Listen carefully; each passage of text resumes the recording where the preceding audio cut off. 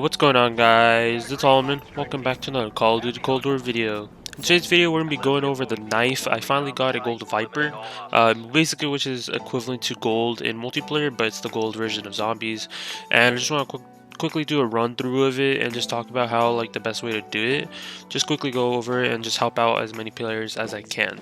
But if you do enjoy this type of content, be sure to leave a like on this video, be sure to subscribe. Just remember that 90% of you guys that watch me on a daily basis are not subscribed, so if you guys can do me a huge favor, subscribe. It's free, you guys can always unsubscribe later. And yeah, let's get into today's content. So when it comes to knife, honestly, I don't think it was that bad. The only reason I think people don't like doing the knife sometimes is because you have to get kills with, you have to kill elite zombies with the knife, and those elite zombies are going to be the megatons. All the other ones, when it comes to using the knife, aren't bad. I think it's just being consistent, especially the ones that require you to get kills without being hit. Those shouldn't be too bad. The reason being is earlier rounds, you can just keep your distance, because with a knife you get a little bit lunge ability. There's two different types of melees with the knife. You can either go up to them and stab them in their eye or face or whatever, or the one where you just knife the air technically, and it basically reaches, it has enough reach to just quickly do a quick melee, but it doesn't lunge you forward. So those are two different ones, and to manage that, you just want to keep your distance between the zombie. You never want to be up too close. It's just something you get mentally, it's something that it's mental knowledge basically, and once you get used to that, you just keep getting into a rhythm. So for me, when you guys should be seeing gameplay in the background, there's some attempts where I get close, some attempts where I keep my distance, stuff like that. And that's one of the things you need to know. Once you master it, you can be able to do Dark Ops challenges. One of the few Dark Ops challenges I believe is get to round or exfil by only using a melee weapon, or just melee. So using a knife, let's say on round 10 or 11, I think it is, to exfil, that's going to help you a lot. If you can understand lunge ability and everything like that, once you get to round 10 or 11, you want to exfil, and you can complete that Dark Ops challenge like it's nothing. But obviously you don't want to open Pack-a-Punch. Reason being is if you are trying to do that Dark Ops challenge, which I haven't completed yet, because I haven't attempted as much. I've only attempted twice, but if your goal is, if when you're using that, you don't want to open Pack-a-Punch, because the reason being is if you do start up the power and you do unlock Power Punch or anything like that, dogs are going to spawn no matter what, but the megatons spawn in during your exfil, and you kind of don't want to do that, because if you do have that, you won't be able to kill the megaton in time for you to exfil. There's probably people who have attempted it and actually completed it, but just from my prior knowledge and everything like that, from what I've tested, it's a little bit difficult. Well, it's a little bit more difficult using megatons in those exfil situations. So that's the only reason it's easier. Just do it around 10 or 11, get your Juggernaut and get your Speed Cola and get Quick Revive. Those three things in solos are going to easily make you finish that, because Quick Revive obviously is going to, whenever you get hit, you quickly get your regen way quicker. And right now it's broken right now in regen, because after a certain amount of time you easily get it like nothing. So that's our regen, Quick Revive / regen. It's going to be good, and you actually do want to max out those perks with the Ethereum crystals. I highly advise this if you are new to zombies and everything like that. If you want to do challenges, I advise you first to max out all your weapons, max out all the skills, use up all your Ethereum crystals on everything until you have none left, until they basically give you one for later on. But you should have everything maxed out, because you never know when it comes to stuff like that. When it comes to additional perk upgrades, those come in clutch later on, and it's highly recommended.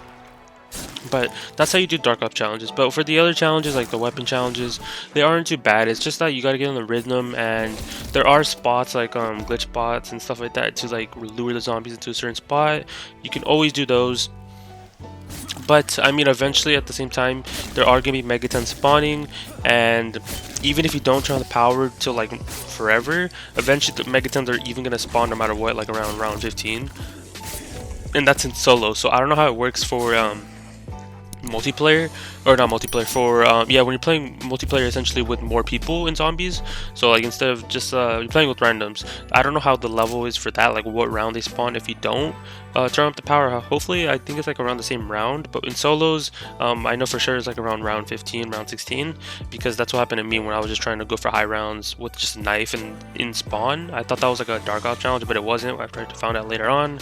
But stuff like that. So when it comes to the other challenges, just remember that you just got to keep your distance with the knife.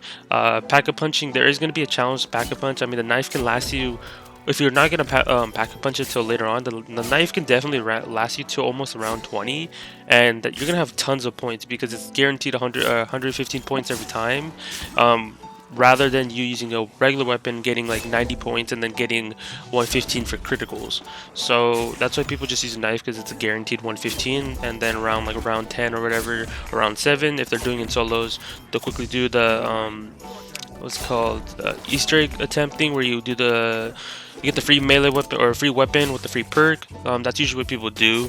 So like the coffin dance Easter egg, that's usually people do that, and then whatever weapon they get rolled, they'll use that weapon and upgrade it, because it's already going to be like a blue tier and above, so they don't have to worry about it.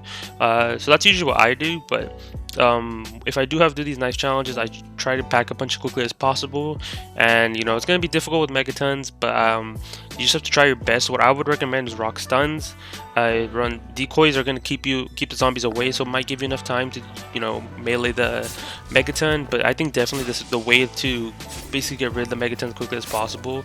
Is definitely going to be using stuns, because I don't think the monkey distracts them, but I know for sure stuns work.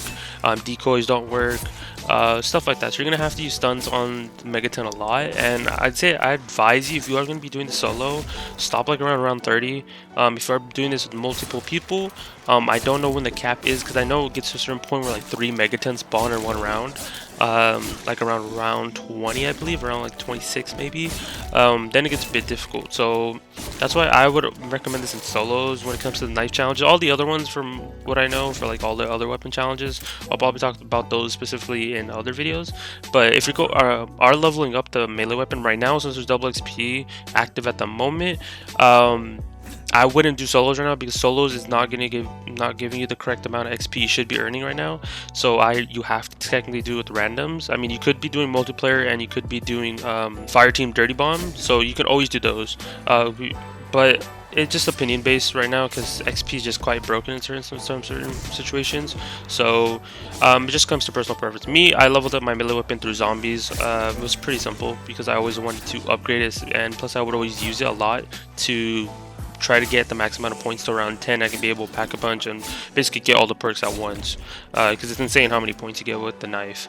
And I'll probably do a separate video just talking about the knife, but I always highly recommend that you guys start off with a knife and your class setup, and then work your way from whatever gun. Either like if you are leveling up guns, definitely just roll the box one time, use that gun or whatever, and then if you are going to be doing the coffin dance Easter egg, use that weapon. But if you're going to be doing random people, you don't know, they might take your weapon, so that's why I always roll the mystery box maybe once or twice. Just get a gold rarity, not gold rarity, like at least a purple rarity gun, so then early rounds I don't have to worry about getting a bunch of hit markers. But that's gonna be my intake on using the knife. Pretty easy, and I do have plate diamond on it too. But before that video comes out, I'm gonna be talking about the China Lake, or what's it called in this game. It's basically China Lake, or the grenade launcher, and I'll have a video on that soon. Stuff like that. So be sure to leave a like on this video. Be sure to subscribe. Just remember that 90% of you guys that watch me on a daily basis are not subscribed. So if you're gonna do me a huge favor, subscribe. It's free. You guys can always unsubscribe later. And yeah, I'll talk to you guys in my next video. Peace out, guys.